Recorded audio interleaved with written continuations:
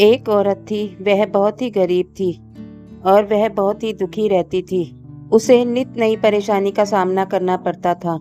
वह एक परेशानी से निकलती तो दूसरी परेशानी उसके आगे आके खड़ी हो जाती। उसे रोज नई परेशानी में देखकर एक दिन उसकी एक सखी ने उसे सलाह दी कि तुम किसी पंडित से इस बारे में बात करो।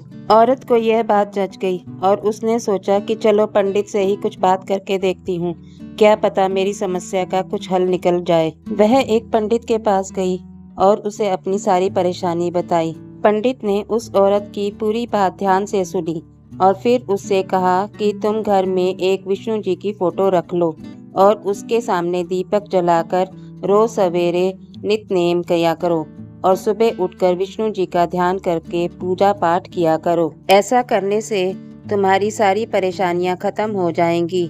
उस औरत ने ऐसा ही किया। वह सुबह रोज नहा धोकर भगवान विष्णु की पूजा अर्चना किया करती, लेकिन परेशानियां उसकी कम होने का नाम ही नहीं ले रही थी। वह औरत दोबारा उस पंडित के पास गई और उन्हें बताया कि मेरी परेशानियां तो कम होने का नाम ही नहीं ले रही हैं, अब मैं क्या करूं? पंडित ने कहा कि तुम्हें रोटी खाने से पहले विष्णु जी के आगे रोटी की थाली रखकर कहना है विष्णु अर्पण।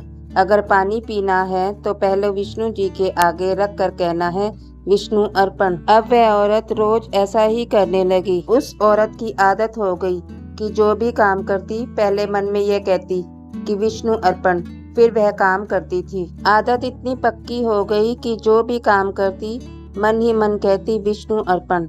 उसके बाद ही उसका कोई काम शुरू होता था। घर में सुबह उठकर दीपक जलाती तो कहती विष्णु अर्पण, फिर माला बनाती तो कहती विष्णु अर्पण। उसके बाद गाय का दूध निकालती तो कहती विष्णु अर्पण, फिर मक्खन बनाती तो कहती विष्णु अर्पण। इसी तरह रोजमर्रा के जो भी घर के काम वह करती जाती, उन कामों को करने से पहले विष्णु अर्पण करती जाती।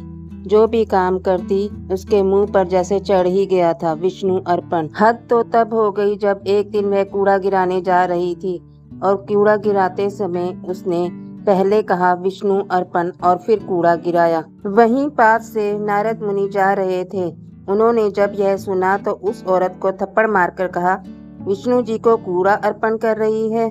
विष्णु जी के प्रेम में रंगी औरत थप्पड़ पड़ते ही बोली विष्णु अर्पण। अब तो नारद जी ने दूसरे गाल पर थप्पड़ मारते हुए कहा कि थप्पड़ भी विष्णु अर्पण कह रही है, लेकिन वह औरत यही कहती रही विष्णु अर्पण। नारद मुनि क्रोध करते हुए विष्णुपुरी में चले गए। वहां देखते हैं कि विष्णु जी के दोनों गालों पर उंगलियों के निशान बने हुए हैं।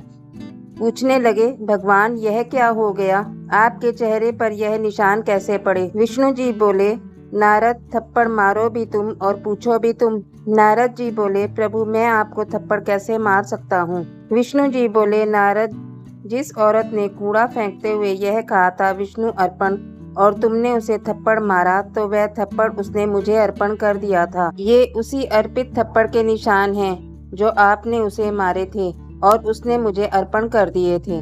नारद मुनि नारायण नारायण कहते हुए चले गए और उस औरत ने विष्णु अर्पण कहते हुए अपना पूरा जीवन सफल बना लिया। आपको हमारी ये कहानी कैसी लगी? यदि आपको हमारी ये कहानी अच्छी लगी हो तो लाइक का बटन प्रेस कर देना और ऐसी ही अच्छी कहानी सुनने के लिए हमारे चैनल को सब्सक्राइब कर देना।